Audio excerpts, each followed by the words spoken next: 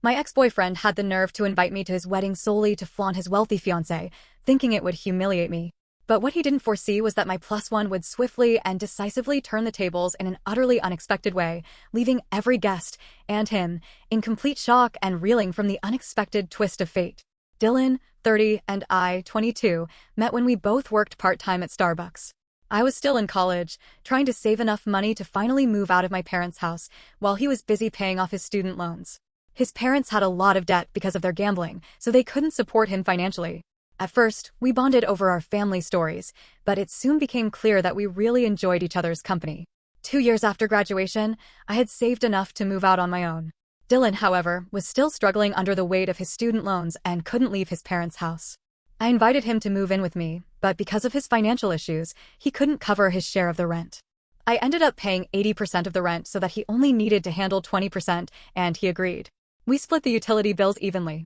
While our jobs were very different, his required long hours on site, and mine was a more flexible corporate role, the imbalance in our home life soon became clear. My boss didn't mind where I worked as long as I met my targets, but Dylan's demanding schedule meant he rarely helped out around the house. I ended up handling the dishes, laundry, cleaning, and cooking without complaint, knowing his job was exhausting. I did ask him to take out the trash, especially since he was usually the last to eat, but he always forgot, leaving me to take it out every morning.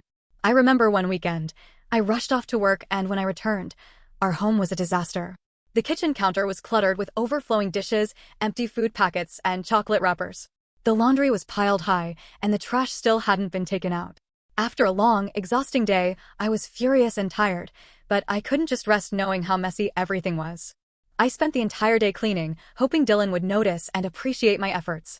When Dylan finally came home, he greeted me with a hug and mentioned how much he'd missed me, but he didn't even comment on the mess. He immediately sat down to watch his game, leaving me feeling unappreciated and frustrated. I burst into tears, whether it was due to fatigue, sleeplessness, or his lack of acknowledgement. I couldn't tell, but for the first time, I realized how little he valued my efforts. When he finally asked if something was wrong, I pretended everything was fine, saying I was ready for bed. I reminded him one more time to take out the trash, and he nodded, but true to form, the trash was still there the next morning. My temper finally snapped when he came down for breakfast. I told him he could cook for himself if he wanted to eat, and he called me rude. That's when I yelled about how useless he was around the house. He blinked as if unaware of any mistake and told me not to be so dramatic. I took a deep breath and asked why he never took out the trash.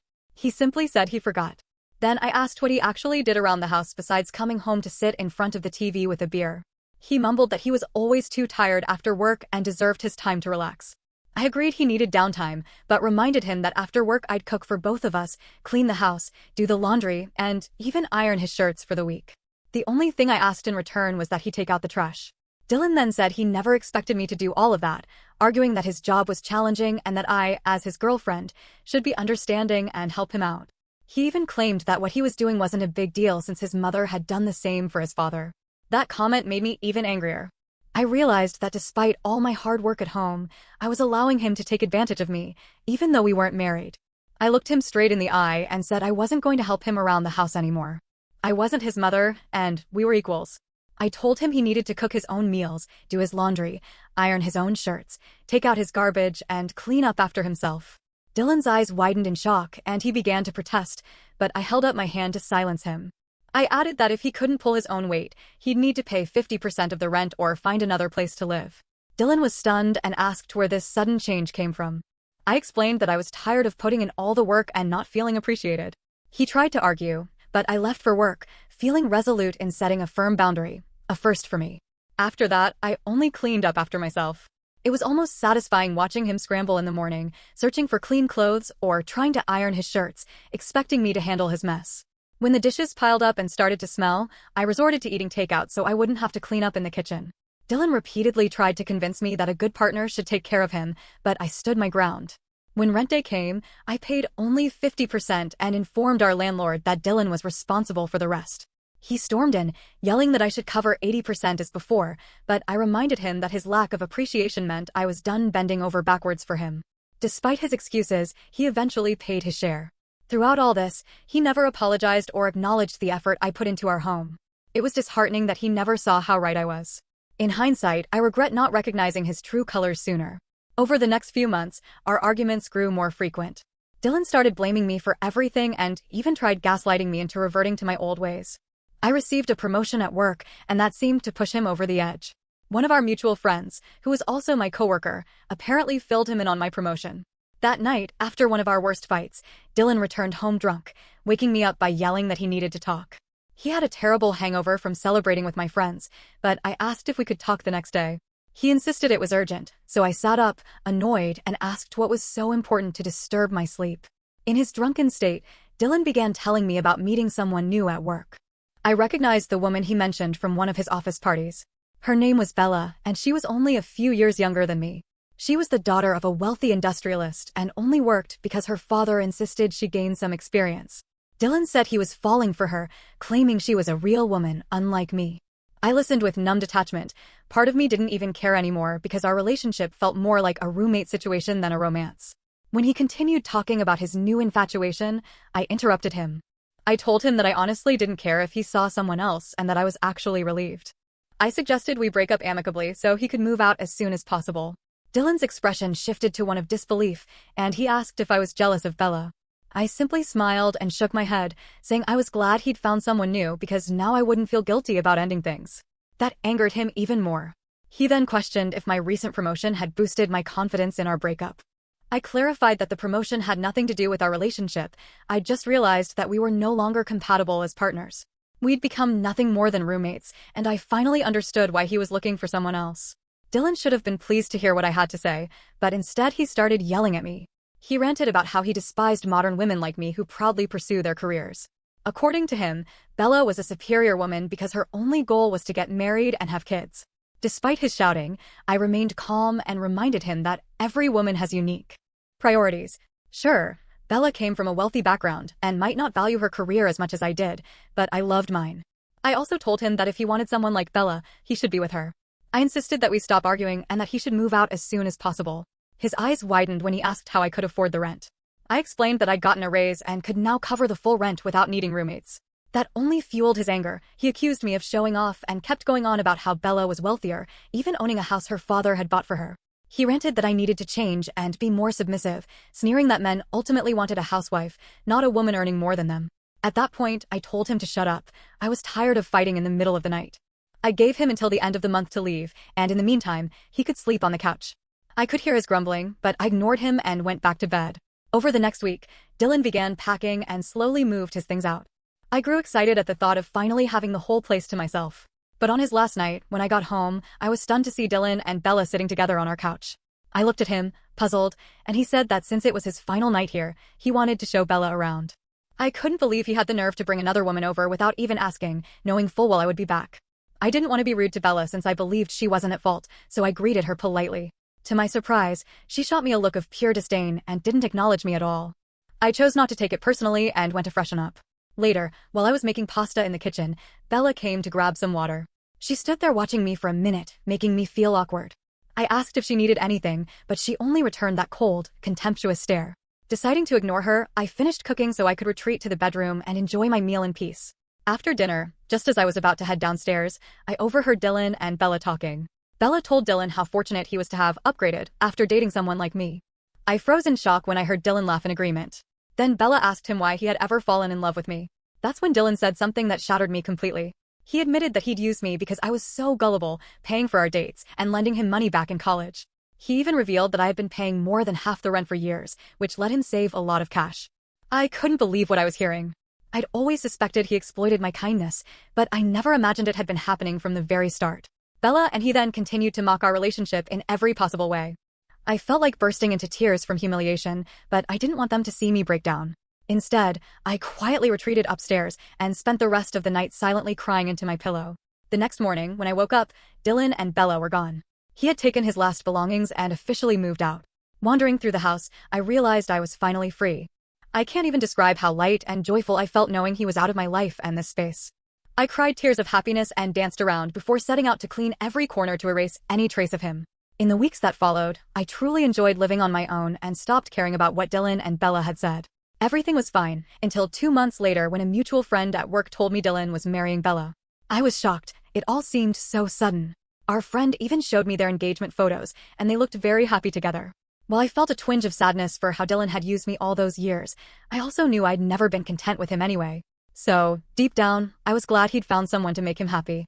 That same night, when I returned home and checked my mailbox, I found an unexpected wedding invitation. My eyes widened in disbelief. It was from Dylan and Bella. I thought maybe it was a mistake or a courtesy invite until I saw his scribbled note in the corner.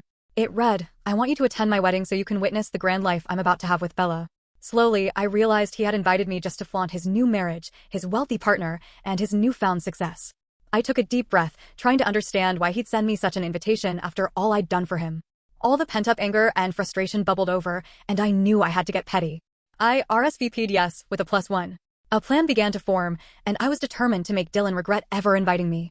I opened my laptop and scrolled through Bella's social media profiles, scanning every post until, by chance, I found what I needed. 6 months ago, Bella had broken up with her ex, Jake. She had several posts with him dating back to high school, which meant they'd been together for a long time. I sent Jake a friend request from my profile, and when he accepted, I messaged him. To my surprise, he replied, and we started talking. I was upfront about being Dylan's ex and explained my plan to invite him as my +1 to their wedding. He was intrigued and asked why I was reaching out, so I shared everything. Over the next few weeks, Jake told me how Bella had cheated on him multiple times, and that her latest affair was with Dylan. This news shocked me because I'd had no idea. He went on to explain that Bella had always been drawn to older men, so it wasn't surprising when she declared her love for Dylan while still together with him. Their breakup had been messy, and he had blocked her on all platforms despite her begging to stay friends. From the way he talked about Bella, it seemed he still had feelings for her. I also poured out my own experience with Dylan, detailing how he'd used me for years, and how both he and Bella had ridiculed me. Jake was stunned by my story, and after hearing everything, he agreed to come with me. I felt a thrill at the thought of seeing Dylan and Bella's faces when I showed up at their wedding with Jake by my side. On the wedding day, as expected, Dylan's eyes grew wide when he saw me walk in with my guest. He must have instantly recognized Jake as Bella's ex. We ignored his disapproving looks and made our way to our assigned seats. Dylan approached me and hissed angrily, asking why I was there with Bella's ex. I simply smiled. He couldn't cause a scene in front of everyone, so he had to reluctantly return to his seat, glaring at me all the while. When it was time for the bride to make her entrance, everyone stood. Bella looked breathtaking in her white, floor-length gown as she walked down the aisle with her father by her side. The ceremony went off without a hitch, and then everyone moved to the reception. Apparently, Bella had changed because when she entered, she was wearing a different dress. At first, she didn't notice me or Jake, but when she suddenly saw him sitting next to me, she froze. Turning to me and then to him, still clearly confused, she asked Jake what he was doing with me. I smiled and explained that I had invited him as a guest to support her marriage. Enraged, she demanded to know if we were dating now. Jake stayed silent. What a ridiculous question, and Bella's face flushed with anger. Finally, Jake asked if he could speak with her privately so as not to cause a scene. She agreed with a curt nod and shot me a venomous glance as they walked away. I then turned to see Dylan watching us with hawk-like eyes. Though he appeared concerned, it was clear the situation had him rattled. Couldn't do much as he had to sit there, acting like everything was fine. The party went on, and everyone appeared to be having a good time, but an hour passed and the bride was nowhere to be seen. Soon, several guests began whispering, and Bella's dad grew increasingly worried. He asked one of the bridesmaids to check on her. Moments later, the bridesmaid returned, breathless, holding a note. She announced to everyone that Bella had run off with her ex-boyfriend. Shocked silence fell over the crowd as the bridesmaid read the note aloud, in which Bella confessed that seeing Jake had revived old feelings and that she had made a terrible mistake by marrying Dylan. The revelation left the guests even more stunned, with Dylan standing there, humiliated and exposed. I was equally shocked. Even though I had brought Jake as my +1 to rile Dylan up, I never expected things to spiral out of control like this. Dylan looked ready to explode. Meanwhile, Bella's parents politely asked everyone to leave, apologizing deeply for the turn of events. I watched Dylan, once so proud and boastful, now standing alone and bewildered by Bella's decision. Since the wedding, I felt a mix of guilt and satisfaction. Guilt because of the overall fallout, yet satisfaction because Dylan's plan to embarrass me had completely backfired. What was meant to be a display of his triumph turned into his own downfall. I also got some backlash for taking a special guest as my +1 and unintentionally wrecking my ex's wedding. My post about the incident has received mixed reactions. Many of you agree that I did the right thing, while others think I went too far. Let me clarify, I never intended to break up Bella's wedding, and it never came up in my conversation with Jake. I have no idea what was said between Bella and Jake that led her to leave Dylan so abruptly. I just wanted to be a bit petty with my ex since he had invited me in the first place, hoping to show off his wealthy bride. I had nothing to do with Bella's decision. I've texted Jake asking for more details, and I'll update you when I hear back. Update 2: Jake reached out with a long text yesterday, expressing his gratitude for inviting him to the wedding. He explained that he and Bella had taken the honeymoon that was originally meant for her and Dylan, and that they even spoke with her parents, who were very worried. He promised to meet me soon in person to clear everything up. Meanwhile, Dylan has been trying to contact me nonstop since the wedding, calling multiple times and sending nasty texts, blaming me for the end of his marriage. I ignored him because I knew I wasn't responsible for Bella and Jake running off together.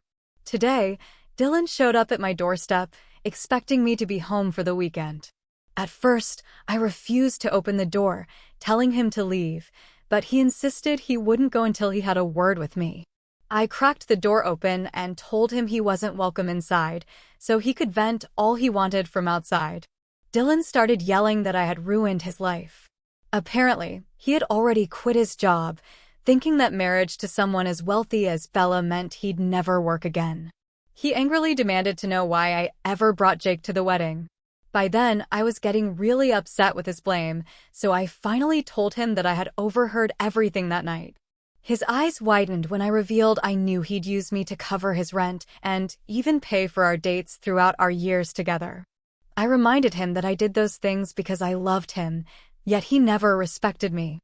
I added that even when he cheated on me with Bella, I didn't make a fuss or interfere in his relationship. It was only when he invited me to the wedding and flaunted his new life with his rich partner that I lost it. I told him he had no right to shout at me for something beyond my control.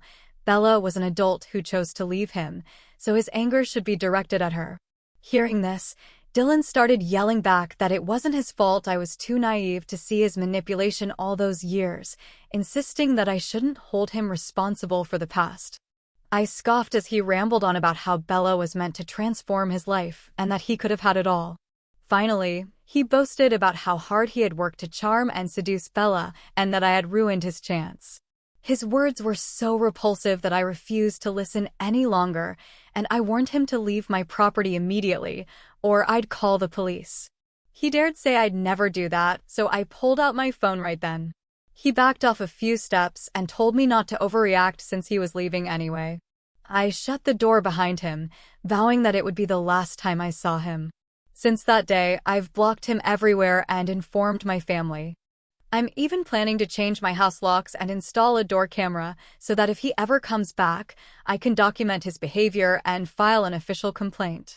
Update 3: It's been a month since my last update. I've been busy at work and couldn't update everyone, even though I received over 100 messages asking if Jake and I had met. I'm happy to report that we finally did. A week ago, Jake invited me to lunch, saying he was ready to talk. When I arrived, I saw Bella sitting next to him. I braced myself, expecting her to start another confrontation, but to my surprise, she smiled warmly and greeted me politely. I wasn't sure why she was there, but Jake assured me that she was simply there to apologize. Bella sincerely apologized for how she had treated me in the past and then explained her side of the story with Dylan. She said that Dylan was always nice to her at work and gave her a lot of attention because of their long hours together. They spent so much time together that Dylan would constantly complain about our relationship, claiming he was unhappy and wishing he had someone more attractive like Bella. Flattered by his compliments during a rough patch with Jake, she eventually let her guard down and hooked up with Dylan once. Afterward, Dylan convinced her to break up with Jake by assuring her that he was not good enough for her. He kept texting her about how perfect she was for him and how they could have a future together. Overwhelmed with guilt for cheating on Jake, she ultimately ended their relationship, thinking she could be happy with Dylan despite their age gap. Bella then admitted that when she saw me at the wedding, she felt insecure about my independence and was jealous that I didn't need a man to support me. She apologized for hurting my feelings. I explained that I had worked hard all my life to reach where I am, and she listened with downcast eyes. I then asked her to detail what happened during the wedding with Dylan. She revealed that when I brought Jake to the event, she was shocked to see him. It hit her then just how deeply she still loved him and had never really felt the same for Dylan. According to Jake, after a private conversation during the wedding, they realized they shared mutual feelings and decided to run off together. After leaving a note for her family, they have been together ever since and are very much in love. I also learned that although Bella's parents were furious at first, they eventually came around to support her.